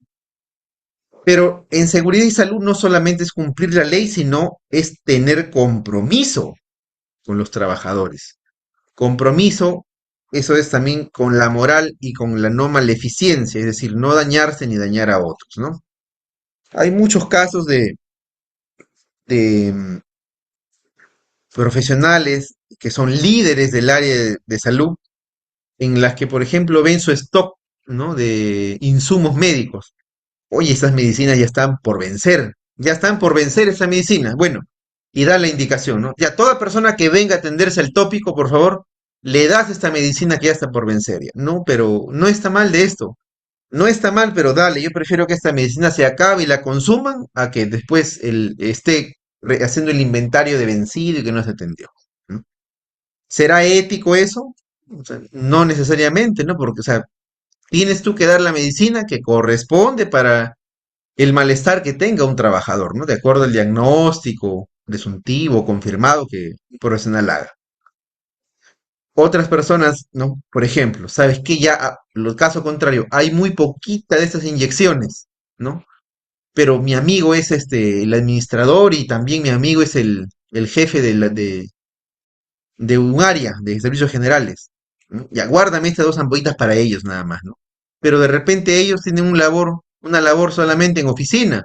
Y esas ampollitas las necesita alguien que está pues trabajando en el campo, un soldador, un mecánico, un electricista, ¿no? Un personal de operación. ¿Será ético guardar la medicina para tus amigos y decirle al trabajador que lo necesita también, sabes que no hay? Bueno, eso depende de cada profesional, ¿no? De cada líder. Pero en todo caso, la ética es no dañarse ni dañar a otros tampoco, ¿ya? Y también existe una responsabilidad profesional, ¿no? El cuidado de enfermería debe ser seguro tanto para el paciente como para el propio enfermero o enfermera, ¿no? Es lo que yo comentaba hace un momento, ¿no? Yo voy a atender a una persona, pero ¿es seguro el lugar donde yo la voy a atender? ¿No? Las condiciones están bien. De repente voy a hacer una atención donde hay mucha polución, entonces, o mucho ruido, la persona no me va a escuchar. O de repente va a inhalar alguna partícula y va a agravar su situación. Y también no debemos de olvidar el uso del equipo de protección personal. El no hacer el uso es una falta ética también contra la seguridad, ¿no? Usted va a atender a una persona, la va a revisar, la va a auscultar, y lo hace así nomás sin guantes, así. También es una falta de uso de PP, ¿no? Una ética contra la seguridad. Entonces, en todo momento, nosotros debemos de usar nuestro equipo de protección personal, es más, debemos siempre de verificar dónde vamos a hacer la atención, ¿ya? Por eso existen los tópicos, existen los lugares como los centros de salud, las postas, etc. ¿Ya? Entonces hay que estar, perdón, atento con esto.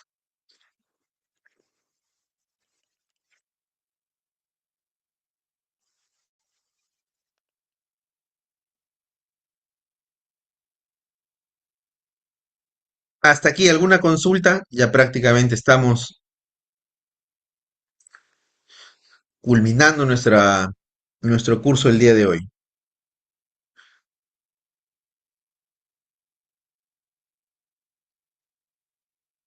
¿Todo claro? Ailín, Lisbeth, Mariela, Melanie, Mónica, Nelcy.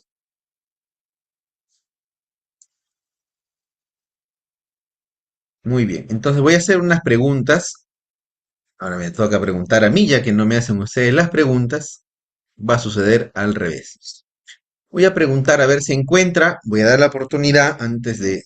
No, recuerden que tienen que estar atentos a la exposición, ¿cierto? Es como una asistencia cuando nosotros interactuamos también aquí. Y voy a consultar. ¿Se encuentra Ailín Serna en la sala?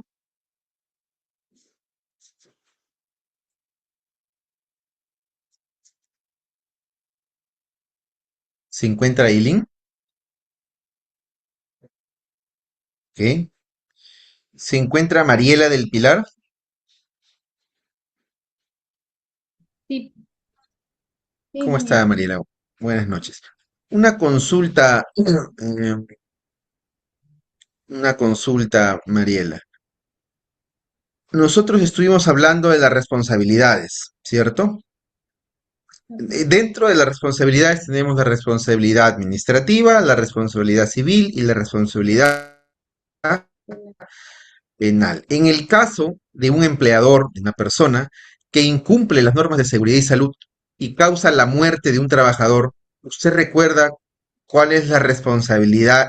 ¿Cuántos años tiene esto de pena? De 4 a 8 años de prisión. Muy bien, gracias Mariela, excelente, muy bien. Gracias Mariela. ¿Se encuentra Lisbeth Aquise?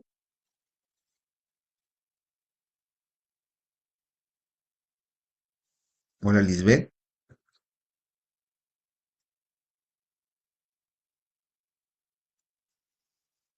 ¿Se encuentra em, Nelcy?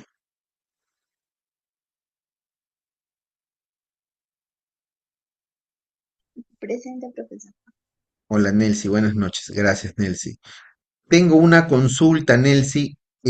Cuando nosotros hablábamos al inicio de la normativa legal, existe una normativa legal en el Perú que nos indica de que debemos implementar un sistema de gestión, de seguridad y de salud también, ¿cierto? Entonces, ¿recuerdas si es la ley 29783 o es la resolución ministerial 312 del MINSA? Es una pregunta un poco técnica.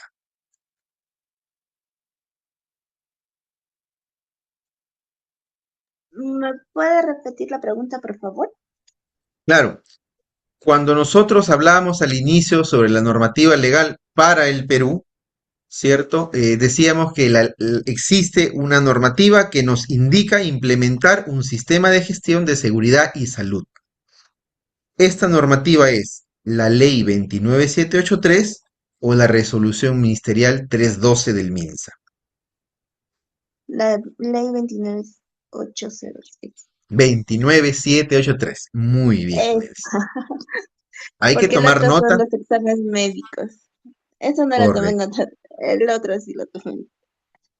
Correcto. Hay que tomar nota porque si estamos llevando el programa, debemos de conocer, debemos de manejar cuál es la ley general, no la ley base, ¿no? Todos los reglamentos sectoriales, normativas, se basan en la ley 29683, que nos da un panorama general de seguridad y salud ocupacional para todos los sectores donde nosotros vayamos a trabajar, ¿sí?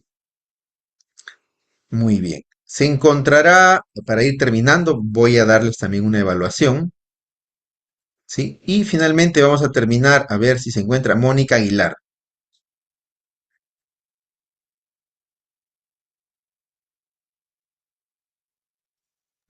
Sí, profesor, buenas noches. Buenas noches, Mónica. Sí, una consulta. A ver, Mónica. Cuando hablamos de cuántas capacitaciones al año como mínimo se deben brindar a la persona trabajadora, ¿recuerdas qué número de capacitaciones, cuántas son en el año como mínimo? Bueno, usted mencionó como cuatro capacitaciones que tenemos que tener al año. Muy bien, 4 capacitaciones, además que deben ser específicas para el puesto de trabajo. Muy bien, Ujú. muchas gracias. Muy bien, listo. Entonces, vamos a aplicar una metodología de, digamos, de revisión o de validación de conocimientos, a ver si estuvieron atentos a esta exposición. Yo les voy a compartir una evaluación, ¿sí? En un formato bastante, en el formato el Word, para que ustedes lo puedan completar. Lo pueden completar allí mismo en el Word, no me hago problema. Pero cuando me envíen la evaluación, con sus nombres, por supuesto, tienen que enviarme la evaluación en formato PDF, ¿sí? Para yo poder revisarlo. Porque no vaya a ser de que si me lo envían en Word, una respuesta que ustedes puedan encerrar o marcar se vaya a mover. Para evitar algún tipo de contingencia, yo, repito, voy a enviar un formato de evaluación en Word y ustedes resuelven esta evaluación, son 15 preguntas, y ustedes me devuelven esta evaluación en el formato PDF para poder evaluar, ¿sí? ¿Se entendió? Quisiera que me confirmen. Hay Lynn, Lisbeth, Mariela, Melanie, Mónica y Nelcy. No sé si activan el audio o si me responden por el chat. Ah, Es mi profesor, impresión. disculpe, en mi caso me encuentro en el trabajo y estoy con el celular nada más. No sé si lo podría escribir en una hoja y responderlo. Sí, también no me hago ningún problema. Puedes igual tomarle una foto al escrito, ¿no? Puño y letra, y ya nosotros vamos a valorar. No hay ningún problema. ¿Sí? Lisbeth nos comenta que solamente por el chat. Muchas gracias, Lisbeth. Recién lo puedo ver. Bueno, entonces igual la pregunta, si yo les comparto este documento por el chat, ¿están de acuerdo todos para poderlo hacer o alguien tendría alguna dificultad para descargarlo?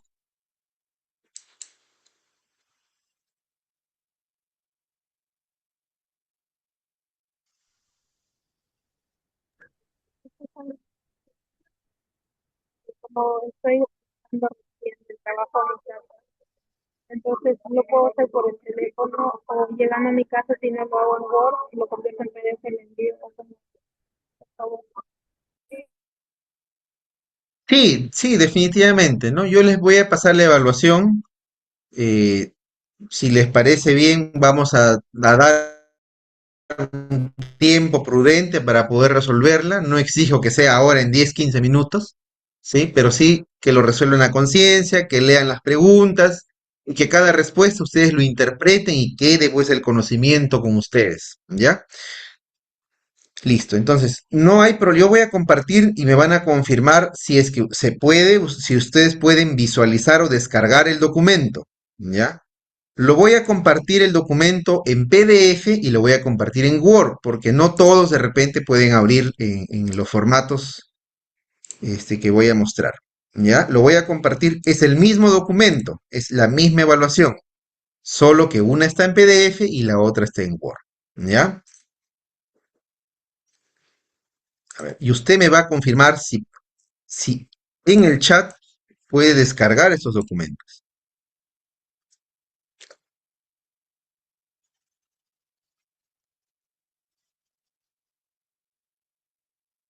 A ver, quiero asegurarme.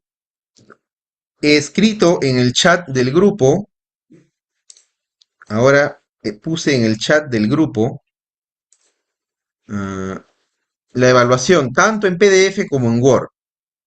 Quiero que me confirmen, Melanie, Mariela, Mónica, Nelcy, Aileen, Lisbeth, si es que ustedes pueden ver o descargar el documento. Profesor, sí se puede descargar. Bueno, yo voy a descargarlo. ¿Ya? Entonces, Melanie sí puede descargarlo. Mariela, Mónica, Nelcy, Aileen, Lisbeth,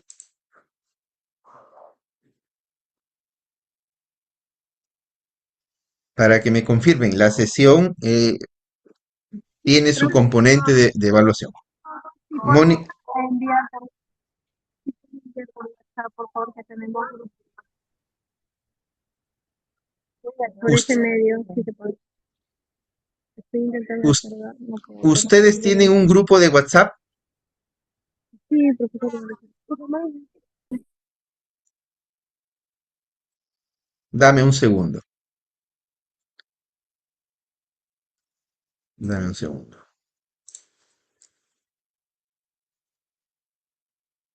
Dame. Profesor, Ok, ya hice la coordinación con el área académica y la evaluación la vamos a dar a través de la plataforma virtual, ¿sí? Para no confundirnos, porque quizá alguien sí puede descargarlo, otra persona tiene la dificultad por el tiempo. Entonces, van a habilitar la evaluación de esta sesión, ¿sí? A través del WhatsApp. Estoy compartiendo ya la evaluación y la están cargando. Y entonces yo entiendo que ya el día de mañana ustedes pueden acceder a la evaluación a través de la plataforma, ¿sí? No me devuelvan a través del chat la evaluación resuelta, ni como me comentaron por ahí que están de repente elaborando a mano, no. Para facilitarles a ustedes va a ser a través de la plataforma, ¿sí? De acuerdo, profesor, muchas gracias. Muy amable, gracias Mónica. Para terminar nuestra sesión, voy a preguntar una vez más a ver si es que por ahí hay alguna consulta o alguna pregunta en relación al tema que estuvimos tocando. Base legal, normativa legal en materia de salud ocupacional, hemos visto nacional e internacional, y luego hemos visto deberes, responsabilidades, enfoque ético, ¿cierto? Derechos y responsabilidades de los profesionales de la salud en la práctica eh, de la gestión de seguridad y salud. ¿Quedamos claros entonces? Profesor, ya, muchas gracias, madre, por la explicación. Disculpa, Mónica, tuve dificultad para escucharte, no Y entendí. lo que pasa es que estoy en camino, vamos a intentar explicar. Sí, no sé, dice que sí se entendió. Muchas gracias. Te escuché entrecortado. ¿Tú crees que me puedes escribir al chat porque lo escuché entrecortado? Mil disculpas, no logré escucharla. Profesor, un favor, no sé si me podría dar la norma, lo que es de gestión y seguridad. Ingresé un poco tarde a las clases y no, eso no anoté. Sí. Ok, las normas en gestión de seguridad y salud, habíamos hablado de la ley 29783, su reglamento, el decreto 005 del 2012, principalmente esas, en materia nacional. Y luego tenemos las sectoriales, ¿no? Del Ministerio de Salud y las normas técnicas que también habíamos visto. En todo caso, igual en la plataforma va a estar pues esta presentación colgada para que ustedes puedan repasar, ¿no? Porque quizá ingresaron cuando ya había avanzado este tema, pero en todo caso, para que lo puedan repasar. Si es que surge alguna consulta en relación a lo que hemos visto o a lo que ustedes pueden leer, bueno, yo quedo atento a través de IDK para poder responder también sus dudas, ¿no? Para que ustedes avancen los módulos y al finalizar, pues, no haya ninguna duda de lo que ustedes están estudiando, ¿sí? Muchas gracias, Mónica, por el comentario. Me comenta que se entendió. eh, entonces, espero que todos tengamos 20 en la evaluación. 20 de 20. Muy amable, yo les agradezco su tiempo, sobre todo eso, su tiempo. Yo sé que de repente han estado haciendo coordinaciones o comunicaciones de repente del trabajo, pero aún así han estado atentos, los escuché participar. Gracias por su atención, un gusto haber estado con ustedes. No sé si el departamento de marketing y de CAP tiene alguna instrucción para los participantes, ya estamos culminando con la sesión. Bueno, muy amable, gracias a todos por su participación. Y recuerden, en la sala, en la plataforma va a estar colgada la evaluación. Muchas gracias, buenas noches y mañana tengan un excelente lunes y un gran inicio de semana. Hasta luego. Gracias. Gracias, profesor. Hasta mañana.